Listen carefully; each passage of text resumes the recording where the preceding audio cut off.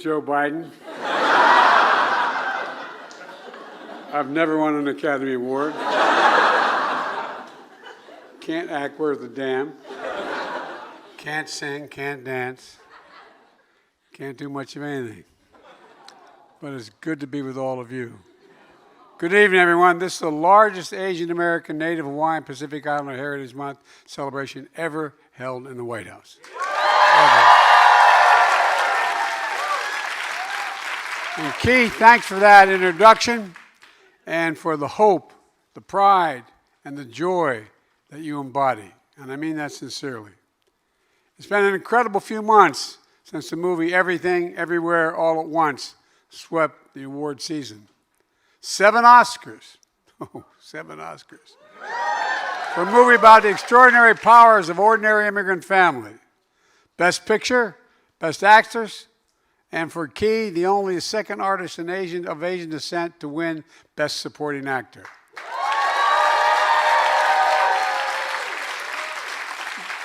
You know his incredible story. Born in Vietnam, separated from his family as a refugee in Hong Kong, before reuniting with them in America when he was 8 years old. 4 years later, Steven Spielberg, a friend and acquaintance, cast him as the side of Harrison Ford in Indiana Jones. I hate to say this, that's how I remember you, most of all. That look in your face from that scene. Remember that? How can you forget that? It was a decision that would give him a sense of purpose and change his life for him and his entire family. Only to see the decades pass without new opportunities. But his wife, Echo, she in fact kept the faith, telling him, your time will come. Well, Key was at the White House Correspondents' Dinner. I had a joke for you, pal. How you were famous in the 1980s, then people counted you out.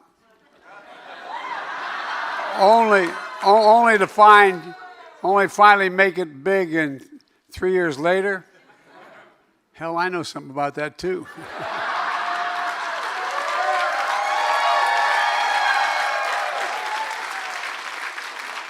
But your time did come, as it has for the entire community. A diverse community, cultures that are reflected in every part of American life, including in government. By the way, a government led by Kamala Harris, an Indian American. Represented by a record number of Asian Americans, Native Hawaiians, Pacific Islanders, all across my cabinet, my White House, the entire administration. And I want the community, and the community is represented here by a great friend and a great Congresswoman, Judy Chu. Where are you, Judy? Stand up. Chair of the Congressional Asian Pacific American Caucus. And supporters in Congress like Al Green, who's always there for everybody all the time. Al. We see the community in all of you here tonight, leaders of business, technology, philanthropy, media, and so much more. And most of all, we see the possibilities of the community and all the young people here. All of you. What an attractive group of kids. You represent the most gifted, talented, and tolerant generation in American history. You really do, your generation. The best educated, most tolerant, least prejudiced group in all of American history. But just remember, when one of you becomes President of the United States and your staff tells you Joe Biden's out in the waiting room to see you, promise me you will not say, Joe who? All right, you promise me, remember? All right. Across America, we see the community give life to our cities, our small towns, our rural communities, in every part of America. You know, together you embody the truth that our diversity is our strength as a nation. That's not hyperbole, that's a fact. That's why we rebuild our economy and invest in America. We're including this time all Americans, all Americans. That includes launching the first ever national strategy to advance equity, justice, and opportunity, and to channel the full potential of the community, doing everything from combating anti-Asian hate to making government services accessible in more languages. That's what it's about. It's about bringing people in. This is your house, not mine. This is yours. And help more people see themselves in the story of America. We signed historic legislation bringing us one step closer to a National Museum of Asian Pacific American History and Culture.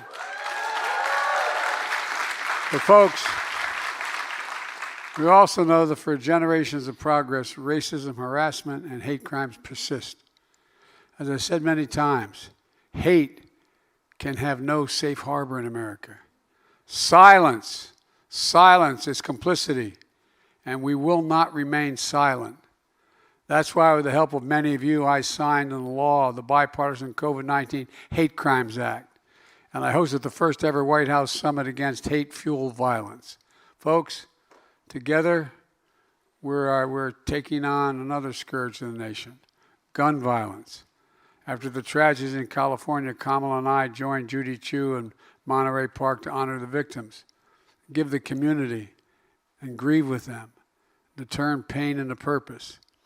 And Jill and I invited Brandon Say as our guest to the State of the Union because we wanted the country to see all of you, your courage, your resilience, your faith, your pride in America.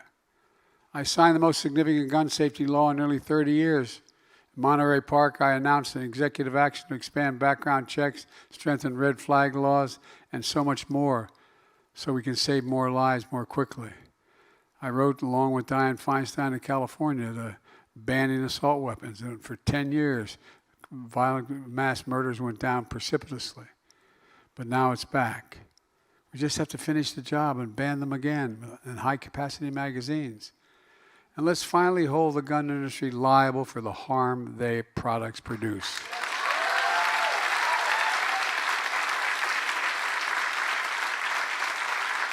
Look, let me close with this.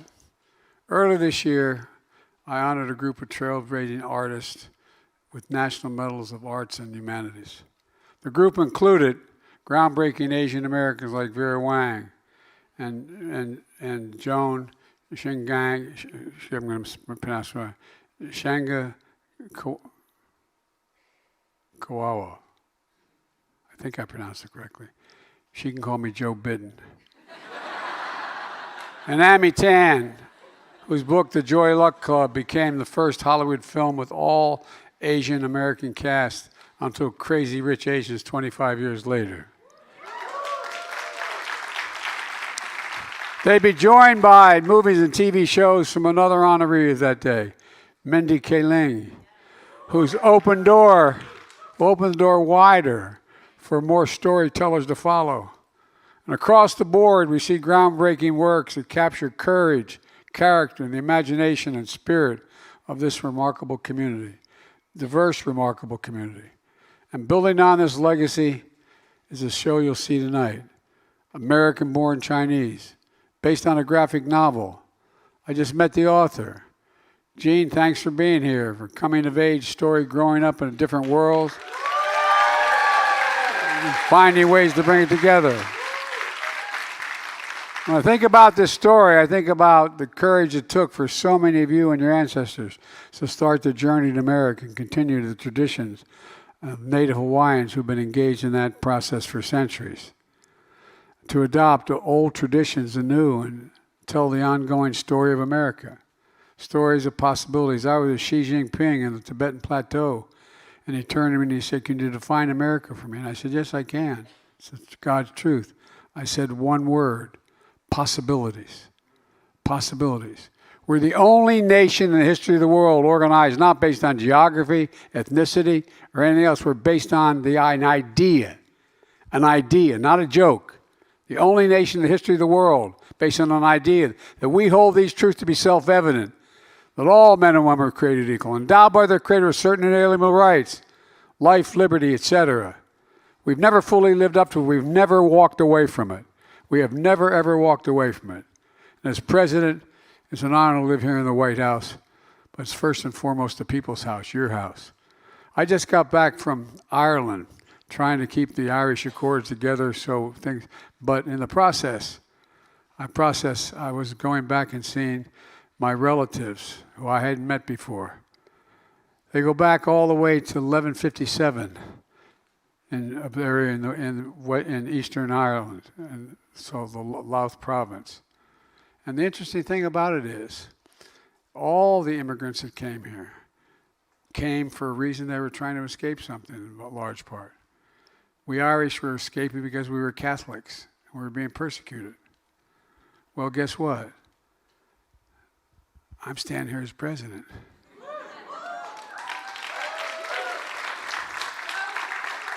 And it's important to remind our children and our grandchildren and our great-grandchildren to show the country all of our stories.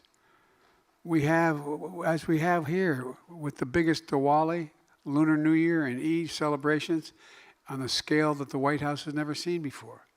I'm determined to remind everyone, and we're doing it again tonight, that our strength lies in our diversity. It really, truly does. Let me say one more thing. Nights like these are a reminder of the power of stories and the importance of treating storytellers with dignity, respect, and the value they deserve. I sincerely hope the writer's strike in Hollywood gets resolved and the writers are given a fair deal they deserve as soon as possible.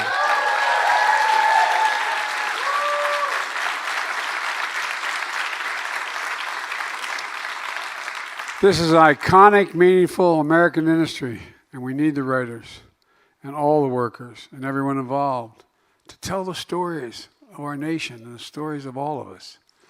Ladies and gentlemen, you know, they kid me because I'm always quoting Irish poets. I only do it for one reason. They're the best poets in the world. But all kidding aside, every generation has an opportunity to change history. And every 4 or 5 generations, we get to a point where we reach an inflection point, where major changes that are going to occur for the next 4 or 5 decades are set in place within a 4 or 5, 6 year period. And we're at one of those inflection points right now. We truly are. The world is changing. And we have an opportunity. We have an opportunity to set in motion things that can't be turned back.